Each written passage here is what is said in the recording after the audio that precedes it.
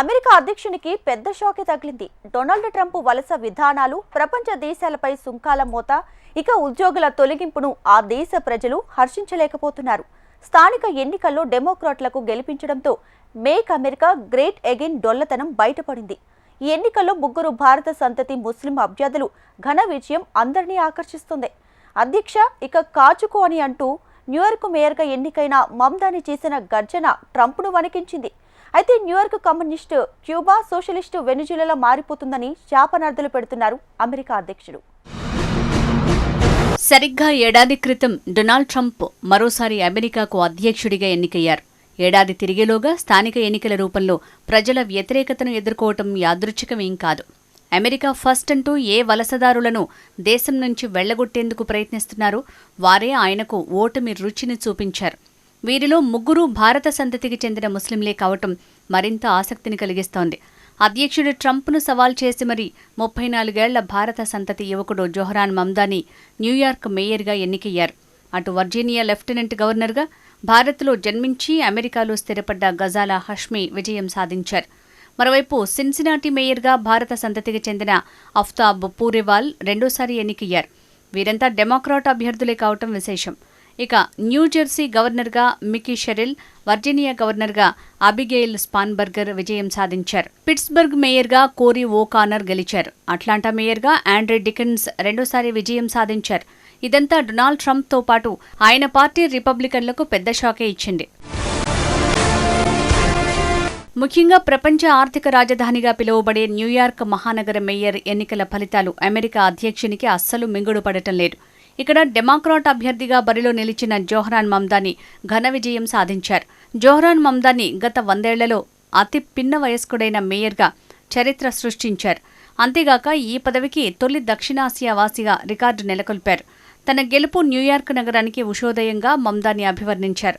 మనం రాజకీయ రాచరికాన్ని కూల్చేశాం. రాచరికం, డబ్బుపై విజయానికి నా ఎన్నిక స్ఫూర్తి. ఇప్పుడు న్యూయార్క్పై ఆధిపత్యం చెలాయించడానికి ట్రంప్ చేసిన ప్రయత్నాన్ని అడ్డుకున్నాం. డియర్ ట్రంప్, మీరు ఇది వింటున్నారని నాకు తెలుసు. మరింత సౌండ్ పెంచుకుని నా మాటల్ని వినండి అని మమ్దాని పేర్కొన్నారు. Together we will usher in a generation of change.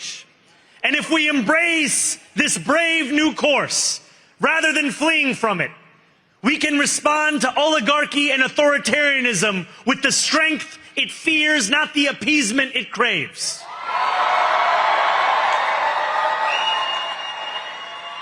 After all, if anyone can show a nation betrayed by Donald Trump how to defeat him, it is the city that gave rise to him.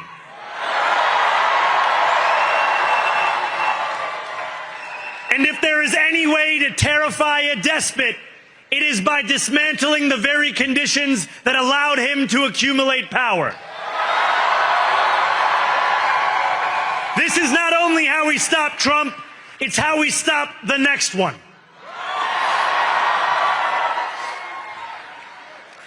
So Donald Trump, since I know you're watching, I have 4 words for you.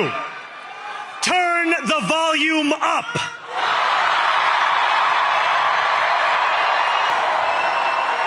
We will hold bad landlords to account because the Donald Trumps of our city have grown far too comfortable taking advantage of their tenants.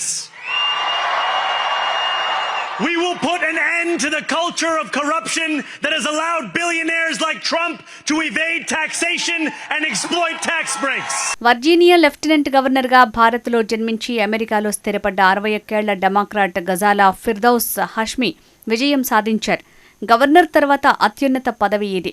ఈ పదవికి ఎన్నికైన తొలి దక్షిణాసియా అమెరికన్గా, తొలి భారతీయ ముస్లింగా ఆమె చరిత్ర సృష్టించారు.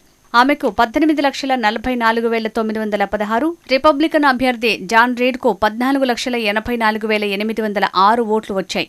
Virginia సెనేటర్గా ఇప్పటికీ ఆమె సేవలందిస్తున్నారు. గజాలా హష్మీ 1964లో హైదరాబాద్లో జన్మించారు. అయితే వీరి పూర్వీకుల మూలాలు ప్రస్తుత పాకిస్తాన్లోని కరాచీలో ఉన్నాయి. గజాలాకు 4 సంవత్సరాల వయసున్నప్పుడు వారి కుటుంబం అమెరికాకి వలస వెళ్లింది. గజాలా హష్మీ ప్రస్తుతం వర్జీనియా స్టేట్ రిచ్మండ్ దక్షిణ జిల్లాకు సెనేటర్గా ప్రాతినిధ్యం వహిస్తున్నారు. 2019లో తొలిసారిగా ఈ స్థానంలో రిపబ్లికన్ పార్టీ అభ్యర్థిని ఆమె ఓడించారు. దీంతో వర్జీనియా రాజకీయాల్లో ఫేమస్ అయ్యారు. దక్షిణాసియా ప్రజల్లో గజాలాకు మంచి పేరుంది. వలసదారులకు దన్నుగా నిలుస్తారనే ఖ్యాతిని ఆమె గడించారు. గజాలాకు తన జన్మస్థలమైన హైదరాబాద్ అంటే మక్కువ. 10 ఏళ్ల క్రితం చార్మినార్, చౌమల్లా ప్యాలెస్, సాలార్జంగ్ మ్యూజియం వంటి చారిత్రక స్థలాలన్నీ సందర్శించారు. ఇక భారత సంతతికి చెందిన 43 ఏళ్ల Aftab Pureval Ohio state Cincinnati నగర మేయర్గా రెండోసారి ఎన్నికయ్యారు. ఆఫ్తాబ్ పూరేవాల్ తండ్రి భారత్లోని పంజాబ్ వాస్తవ్యులు. ఆయన అమెరికాలోని ఓహియోకు వలస వెళ్లారు. అక్కడే ఆఫ్తాబ్ జన్మించారు. బాల్యం నుంచే రాజకీయాలు అంటే ఆఫ్తాబ్కు ఆసక్తి. 8వ తరగతిలో ఉండగా స్కూల్లో జరిగిన విద్యార్థి ఎన్నికల్లో బిగ్ బ్రౌన్ అండ్ బ్యూటిఫుల్ నినాదంతో ఆయన గెలిచారు. Cincinnati university college of law నుంచి లా పట్టా పొందారు. అనంతరం 2008లో వాషింగ్టన్ డీసీకి వెళ్లి అక్కడొక లా ఫర్మ్లో పనిచేశారు. 4 ఏళ్ల తర్వాత అమెరికా న్యాయశాఖలో ప్రత్యేక అసిస్టెంట్ యుఎస్ అటార్నీగా అవకాశం లభించింది. ఓహియోలోని హామిల్టన్ కౌంటీలో విధులు నిర్వర్తించారు. కాగా ఈసారి సిన్సినాటి మేయర్ పదవి ఆఫ్తాబ్ పూరేవాల్కు అంత ఈజీగా లభించలేదు. ఈ పదవి కోసం రిపబ్లికన్ పార్టీ తరపున అమెరికా ఉపాధ్యక్షుడు జెడీ వాన్స్ సవతి కొడుకు కోరీ బౌమన్ పోటీ చేశారు. ఈయనకు కూడా ట్రంప్ బలమైన ఆశీర్వాదం ఉంది. అయినప్పటికీ ఆఫ్తాబ్ గెలుపును ఆపలేకపోయారు. జోహ్రాన్ మమ్దానీ, గజాలా ఫిర్దౌస్ హాష్మీ, ఆఫ్తాబ్ పురేవాల్ గురించి ఇప్పుడు అమెరికా రాజకీయాల్లో చర్చ జరుగుతోంది. మమ్దానీ న్యూయార్క్ మేయర్గా ఎన్నికవడంపై అమెరికాలో భిన్నాభిప్రాయాలు వ్యక్తమవుతున్నాయి. దేశంలో డెమోక్రటిక్ సోషలిస్టులు సాధించిన పైచేయికి నిదర్శనమని కొందరు పేర్కొంటున్నారు. డెమోక్రాట్ల విజయాన్ని ట్రంప్ జీర్ణించుకోలేకపోతున్నారు. ముఖ్యంగా న్యూయార్క్ మేయర్గా మమ్దానీ విజయంపై విమర్శలు గుప్పించారు. డెమోక్రాట్లు అమెరికాకు ఏం చేయాలని అనుకుంటున్నారో మీరు చూడాలనుకుంటే న్యూయార్క్ ఎన్నికల ఫలితాన్ని గమనించండి. అక్కడ ఆ పార్టీ కమ్యూనిస్టును మేయర్గా ఎంచుకుంది. ఇక్కడి కమ్యూనిజం ప్రభావంతో పారిపోయే వారికి మయామి ఒక ఆశ్రయస్థానంగా మారనుంది అని వ్యాఖ్యలు చేశారు. New York communist Cuba, socialist Venezuela వలె మారుతుందని, ఈ నగర ప్రజలు ఫ్లోరిడాకు పారిపోవాల్సి వస్తుందని హెచ్చరించారు. ఇక్కడి కమ్యూనిజం ప్రభావంతో పారిపోయే వారికి మయామి ఒక ఆశ్రయస్థానంగా మారనుందని వ్యాఖ్యలు చేశారు. Democrat radical left lunatic senators are saying you can't, we're not going to approve you.